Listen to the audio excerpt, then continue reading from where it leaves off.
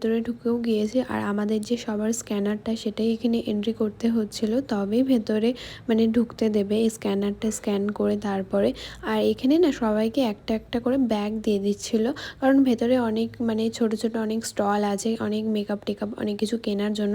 তো সবাই সেগুলো যদি কেনার পর ক্যারি করবে কিভাবে, সেই হিসেবে এই ব্যাগগুলো সবাইকেই একটা করে দিয়ে দিচ্ছিল।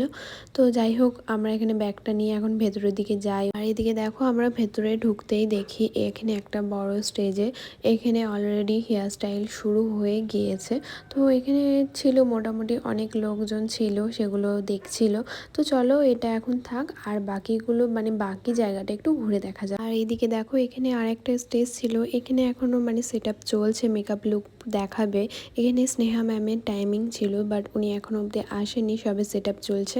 তার মধ্যে আমরা একটু ফটো কিছু ভিডিও তুলে নিচ্ছিলাম। আর এর মধ্যেই দেখো চারিদিকটা কতটা পরিমাণে ভিড় হয়ে গিয়েছে। আর এইদিকে দেখো, এখন ম্যাম চলেও এসেছে, স্নেহা ম্যামের এন্ট্রি। আর ওই হলো ম্যামের মডেল। তো উনি একটা ককটেল মানে গ্ল্যাম লুক